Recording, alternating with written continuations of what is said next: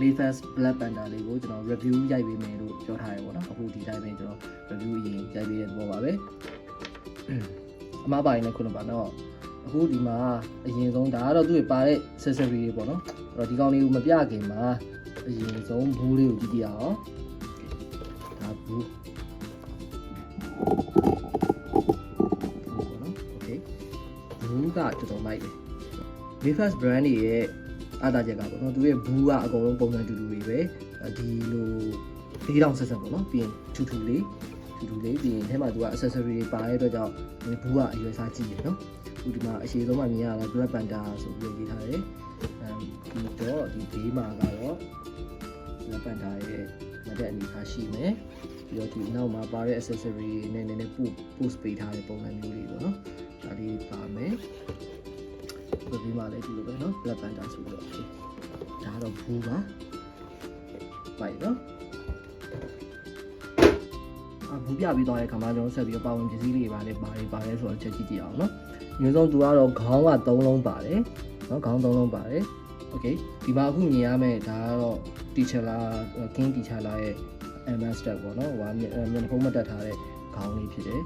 မိုက်တယ်เนาะတော်တော်မိုက်တယ်ပြီးတော့ဟိုတကယ်မင်းသား movie ရဲ့မင်းသား live fashion မင်းသားနဲ့လည်းတော်တော်တူတယ်လို့ပြောလို့ရတယ်အသားကြီးဆူဆူပြည့်နေဘောဆိုတော့ကျွန်တော်ပြောလို့ပဲ okay ခုဒီမှာမြင်ရနိုင်မယ်ဒီခေါင်းလေးကကြတော့မျက်လုံးတစ်ဝက်ပေါ်နေတယ်ပေါ့နော်Black Panther အနေနဲ့သူစုဝစ်လိုက်တဲ့အခါမှာနော်သူစုဝစ်နာနိုစုကိုဝစ်လိုက်တဲ့အခါမှာဒီမျက်လုံးကိုကာဗာမလုပ်ရသေးခင်လူမျက်လုံးကိုအရင်မြင်နေရတဲ့ version ပေါ့နော်ဒီခေါင်းကနောက်ဒီကောင်ကကြတော့လုံးဝမျက်လုံးကိုလည်းကာဗာလုပ်ပြီးသွားပြီfull cover ဖြစ်သွားပြီပေါ့နော်โอเคပါဒီခေါင်းက3လုံးပါတယ်နောက်လက်အနေနဲ့ဆိုလို့ရှိရင်ဒီလိုမျိုးတစ်ခုခုဒုတ်ချောင်းတစ်ခုခုကိုကင်ထားလို့ရမယ်ထိုးထားလို့ရမယ်လက်ပေါ့နော်နှစ်ချောင်းပါတယ်အဲ့တော့ဒီမှာကျွန်တော်ကဒီ sphere ဒါ vibranium sphere ဖြစ်မယ်ထင်တယ်နော် Black Panther 1ထဲမှာသူနဲ့ Killmonger နဲ့2ယောက်ချတဲ့သူဘရင်ရွေးချယ်ပွဲလုပ်တဲ့ချတဲ့ပွဲမှာကင်တဲ့ vibranium sphere လှန်ဖြစ်မယ်လို့ထင်တယ်။နော်ဒီကောင်ကိုကျွန်တော်တခါလေးကင်ပေးထားလိုက်တယ်။ဒီမျိုးကင်တာရှိရယ်ပြီးတော့လက်ဝါးဖြန့်နေတဲ့သူ့ရဲ့ဒီလက်သေးတွေပေါ့နော် crawl တွေကိုထုတ်ထားတဲ့လက်ဝါးနှစ်ခုဖြန့်ထားတဲ့ဟာနှစ်ခုရှိရယ်ပြီးတော့ဒီလက်ကလေးကိုပုံမှန်အနေထားပါထားတဲ့လက်လေးနှစ်ချောင်းပါတယ်နှစ်ခုပါတယ်ပြီးတော့လက်သီးစုပ်နှစ်ခုပါတယ်ပေါ့နော်အဲ့တော့ပေါင်ပစ္စည်းတွေကတော့ဒါတွေပါပဲကျွန်တော်ကကိုယ့်ရဲ့ဒီ figure တွေအကုန်လုံးရဲ့ accessory တွေကိုဒီလိုဘူးလေးနဲ့ထားတယ်ပေါ့နော်ဒါကတော့ကျွန်တော်ကန်ကောင်းပြီးတော့ရထားတဲ့တန်ဘူးလေးကျွန်တော်မိတ်ဆွေတယောက်စီကနေရထားတဲ့တတ်ထုဘူးလေးပေါ့နော်ဒီထဲမှာကျွန်တော်ကBlack Panther ရဲ့ PC လေးကိုထည့်ထားတယ်အခြား action figure အခြားကျွန်တော်ရဲ့ဒီ collectible figure တွေရဲ့ဟိုဟာဆိုလဲ accessory တွေဆိုလဲကျွန်တော်ဒီတိုင်းလေးပဲဒီလိုဘူးလေးနဲ့တက်ထားတယ်ပေါ့နော်တော့စားစုကားသားဆိုတော့မသိဘူးသူ့ရဲ့ဝင်းပါတဲ့ဒီ box ထဲမှာပဲအကန့်ကော်အကန့်နေထဲမှာပဲ accessory ကိုထည့်တယ်ပြီးရင်ဓာတ်ပုံရိုက်ရှင်တဲ့အခါတစ်ခါပြန်ထုတ်တယ်အဲ့လိုထည့်လိုက်ထုတ်လိုက်လုပ်တဲ့အခါကျတော့box တွေကပျက်စီးတယ်ပေါ့နော်အဲဒါကြောင့်ကျွန်တော်ဒီလိုမျိုးမပြောက်အောင်လို့ဒီလိုမျိုး accessory လေးကိုတီးတန့်ထည့်ထားတဲ့ဘူးလေးနဲ့ထားပါတယ်Okay အဲ့တော့ကျွန်တော်အရင်ကြည့်အောင်ဒီ Black Panther ကိုဒီကောင်ကဒါ Mayfair ပေါ့နော် Mayfair version ဖြစ်တယ် Mayfair brand ဖြစ်တယ်ကျွန်တော်တို့ဒီကောင်က6လက်မှာပေါ့နော်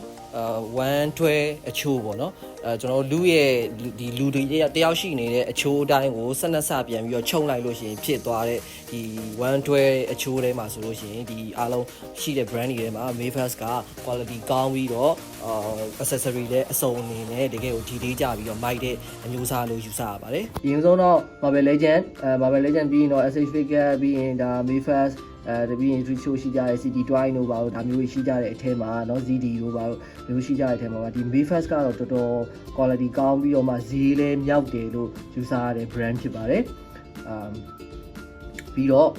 ဒီကောင်ကဆိုရင်အခုဒါထွက်ထားတာတော့နည်းနည်းကြာသွားပြီပေါ့နော်ကျွန်တော် Black Panther movie ဆိုလို့ရှိရင်ဒါဘယ်လောက်ကထွက်တာလို့ယူဆရမယ်လွန်ခဲ့တဲ့9နှစ်လောက်ကဖြစ်မလား6နှစ်လောက်ကဖြစ်ကျွန်တော်မမှတ်မိတော့เนาะအဲလောက်ကနေထွက်ပြီးတော့မှဒီ figure ကလည်းနောက်ကနေလိုက်ထွက်တာဆိုတော့သူလည်းလုံးဝအသေးချက်ချွတ်တော့မဟုတ်ဘူးပေါ့နော်အသေးချက်ချွတ်မဟုတ်ဘူးဆိုတာကျွန်တော်လက်ထဲကိုရောက်တဲ့အယုတ်ကိုအသေးချက်ချွတ်မဟုတ်လို့ပြောချင်တာမဟုတ်ဘူး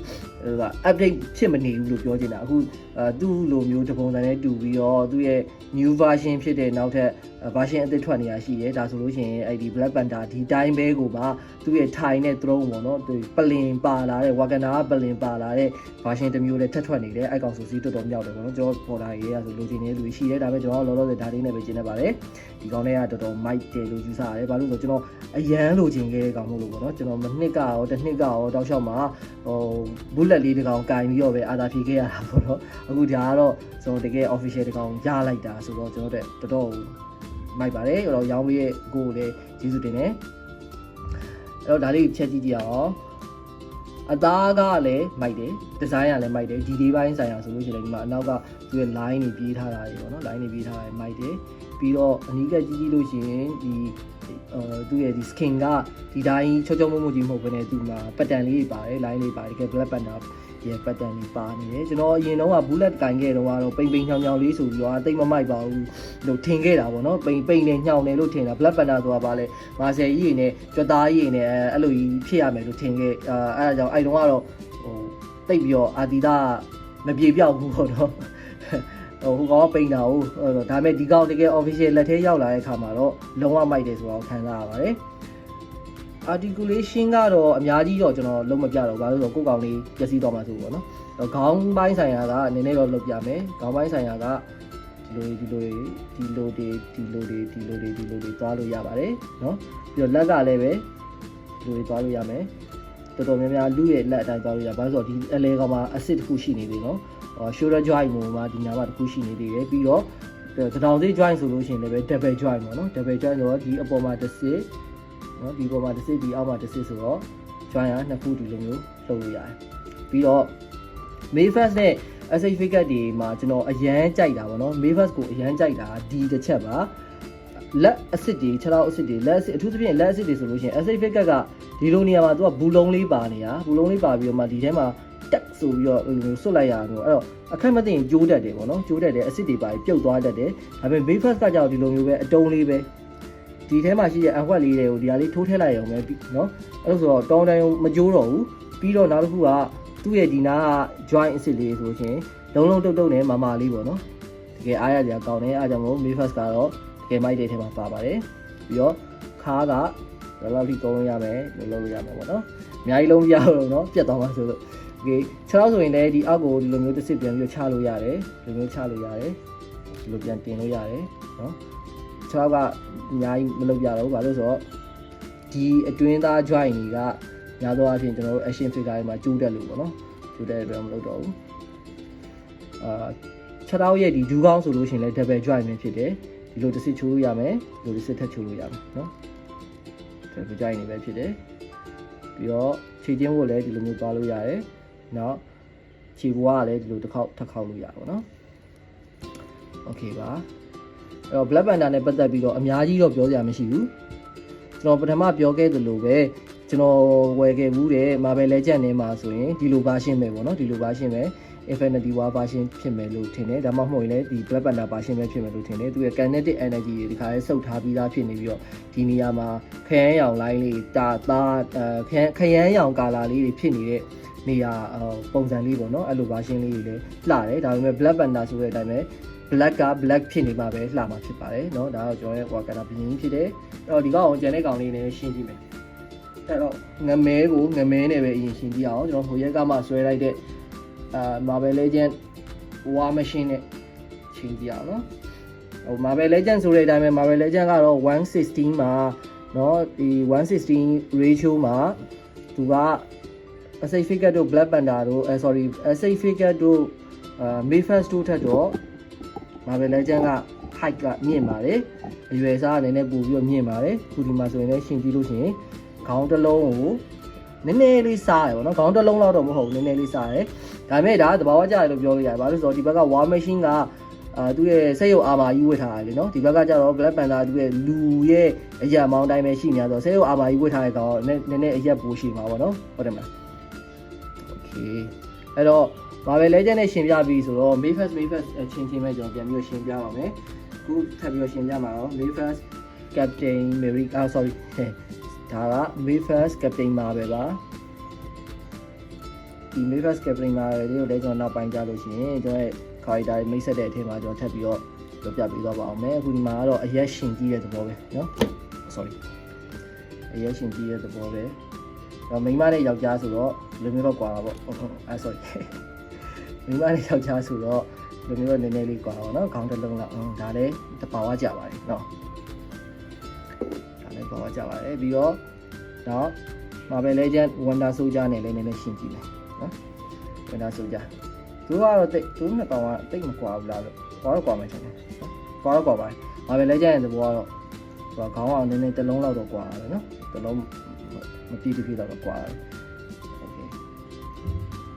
ပြီးတော့နောက်ပါရှိသေးတယ်ရှင်းပြရအောင် Okay SH figure တွေကတခုခုနဲ့ရှင်းပြကြည့်မယ်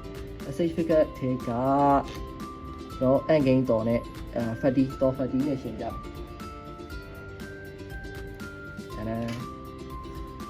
တော့ fatty ပေါ့နော် fatty တော် SH figure official တော့နှစ်ကောင်ရှင်းကြည့်ရင်တိတ်မကွာဘူးเนาะတော့နဖျားကြီးနဲ့ဝါကနာဘီရင်နဲ့မှန်နော်အဲ့တော့တကယ်တော့ကျွန်တော် Mavis တွေက SH figure တွေနည်းနည်းလေးပေါ့နော်ပို့ပြီးတော့ထွားတယ် Mavis ကလေအဲ့တော့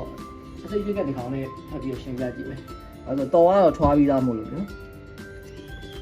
Okay တူတူပါပဲ Captain America နဲ့လည်းတူတူပဲ Captain America နဲ့လည်းအရက်ကအတူတူပဲအားဖြင့်မိုက်ပါတယ်အဲ့တော့ဒီ Black Panther Mavis official ဒီ Black Panther ကိုဝယ်မယ်ဆိုလို့ရှိရင်တွေးနေရဆိုလို့ရှိရင်တော့ဝယ်လိုက်ပါရှားလဲရှားနေပြီဖြစ်တယ် official ဒီလိုအကောင့်တက်လေးပေါ့နော်အသစ်ချက်ချုပ်မဟုတ်ရင်တော့မှ VIP တဲက second တဲကအသစ်ချက်ဒီလိုမျိုးအကောင့်တက်လေးရဖို့ဆိုရင်ရှားရတာနေနဲ့ခက်မယ်လို့ထင်ပါတယ်အဲ့တော့ဝယ်ဖို့ဆုံးဖြတ်ထားလို့ရှိရင်မြန်မြန်လာဝယ်လိုက်ဖို့အတွက်ပြောချင်ပါတယ်ဒါပါပဲ